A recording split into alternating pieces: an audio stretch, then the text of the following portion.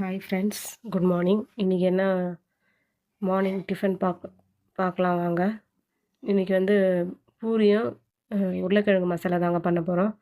அதுக்கு வந்து ஒரு பாத்திரத்தில் எண்ணெய் ஊற்றி கடுகு கொஞ்சம் போட்டுக்கோங்க. கடுகு பொரிஞ்சதும் கொஞ்சோண்டு சீரகம் போட்டுக்கோங்க. உங்கள் வீட்டில் என்ன டிஃபன், என்ன லன்ச் பண்ணீங்கன்னு சொல்லுங்கள். பாப்பாவுக்கு வந்து ஸ்கூல் வந்து ஆஃப் டேன்றதுனால லன்ச் இல்லை.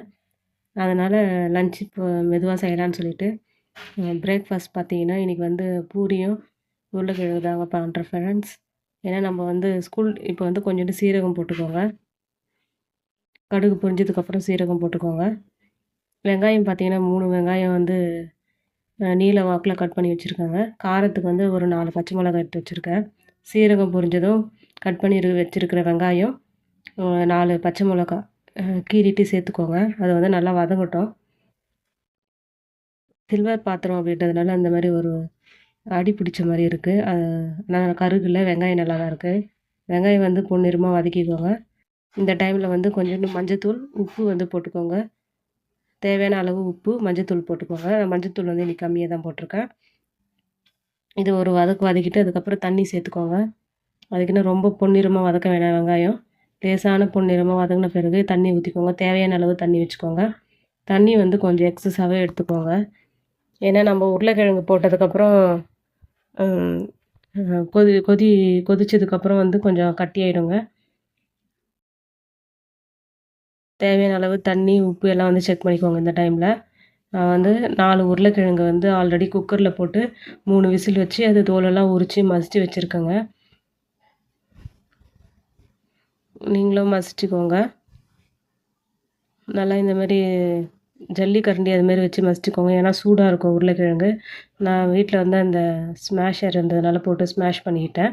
உங்கள் வீட்டில் இல்லைனாலும் பரவாயில்ல. நீங்கள் ஜல்லிக்கரண்டி வச்சு இல்லைன்னா ஸ்பூன் கொஞ்சம் பெரிய ஸ்பூனாக வந்து வச்சு மசிச்சுக்கோங்க. கை வச்சு மசிக்க வேணாம். ஏன்னா சூடாக இருக்கும் உருளைக்கிழங்கு. அதனால் மசித்து வச்சுக்கோங்க. தண்ணி வந்து நல்லா இந்த அளவுக்கு கொதிக்கணுங்க. இந்த அளவுக்கு கொதித்த பிறகு உருளைக்கிழங்கு வந்து போட்டுக்கோங்க. ஏன்னா வீக் டேஸில் நம்மளால் இந்த சப்பாத்தி, பூரி அதெல்லாம் செய்ய முடியாதுங்க. ஏன்னா டைம் இருக்காது நம்மளுக்கு. ஏன்னா தனியாக நம்ம செய்யும்போது வந்து அந்த அளவுக்கு நம்மளுக்கு டைமும் பத்தாது. இந்தமாரி லீவ் டேஸு, அதுக்கப்புறம் வீக்கெண்ட் அந்த மாதிரி தான் ஃப்ரெண்ட்ஸ் இதெல்லாம் செய்ய முடியும்.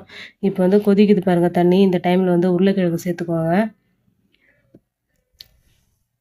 உருளைக்கிழங்கு சேர்த்துட்டு நல்லா கொதிக்கட்டும் ஃப்ரெண்ட்ஸ். அது இப்போ வந்து ஒரு ஹோட்டல் ஸ்டைலில் உங்களுக்கு டேஸ்ட் வேணுன்னா அதுக்கு ஒரு சீக்ரெட் சொல்கிறேன், நோட் பண்ணிக்கோங்க. 2 ஸ்பூன் வந்து கடலை மாவு எடுத்து வச்சுருக்கேன் ஃப்ரெண்ட்ஸ். உங்கள் வீட்டில் கடலை மாவு இல்லைனாலும் பரவாயில்ல. மிக்ஸி ஜாரில் ஒரு 2 ஸ்பூன் அளவுக்கு உடச்சக்கடலை போட்டு தூள் பண்ணி வச்சுக்கோங்க. அது கூட வந்து தண்ணி சேர்த்துக்கோங்க. தண்ணி சேர்த்துட்டு நல்லா கரைச்சி விட்டுக்கோங்க.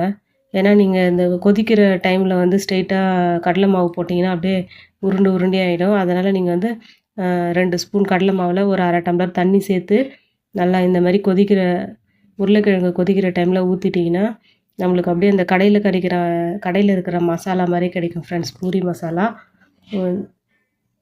டேஸ்ட்டுமே நல்லாயிருக்கும். பாருங்கள் நல்லா கொதிக்குது பாருங்கள். அந்த கடலை மாவு ஊற்றின பிறகு ஒரு 5 to 7 மினிட்ஸ் வந்து நல்லா கொதிக்கட்டும் ஃப்ரெண்ட்ஸ். இந்த அளவுக்கு நல்லா கொதிக்கட்டும். இப்போ வந்து நம்ம சிம்மில் லாஸ்ட்டு ஒரு 5 மினிட்ஸ் மட்டும் சிம்மில் வச்சிடலாம். நான் வேறு ஒரு அடுப்புக்கு மாற்றிக்கிறேன். ஏன்னா பூரி போடுறதுக்காக வேறு ஒரு அடுப்புக்கு மாற்றிக்கிறேன். லாஸ்ட்டு 5 மினிட்ஸ் மட்டும் லோ ஃப்ளேமில் வச்சு கொதிக்க வைங்க. ஏன்னா ரொம்ப கட்டியாயிடும். அதனால் சொல்கிறேன். எண்ணெய் வந்து காய வச்சுருக்கேன் ஃப்ரெண்ட்ஸ். கடாயில் எண்ணெய் காய வச்சுருக்கேன். மாவு வந்து எல்லாருக்குமே தெரியும், கோதுமை மாவு எப்படி பிசையுறதுன்னு சொல்லிட்டு. அதெல்லாம் நான் வீடியோ எடுக்கல. மாவு மட்டும் கொஞ்சம் டைட்டாக இருக்கிற மாரி பிசைஞ்சுக்கோங்க. பிசைஞ்சிட்டு இந்த மாரி நான் வந்து மாவு எண்ணெய் போட்டு பிசைஞ்சிருக்கேன்னா ஒரு 2 ஸ்பூன் எண்ணெய், தேவையான அளவு உப்பு, தண்ணி ஊற்றி கோதுமை மாவு பிசைஞ்சு வச்சுருங்க. இப்போ பார்த்தீங்கன்னா இந்த சின்ன சின்ன உருண்டைகளாக நம்ம வந்து எடுத்து பிடிச்சி வச்சுக்கலாம். ஏன்னா நம்மளுக்கு உருட்டுறதுக்கும் போட்டு எடுக்கிறதுக்கும் கரெக்டாக இருக்கும். அதனால் நீங்கள் இந்த மாதிரி சின்ன சின்னதாக போட்டு எடுத்துக்கோங்க. இல்லைனா நீங்கள் பெரிய உருண்டையாக உருட்டிட்டு கூட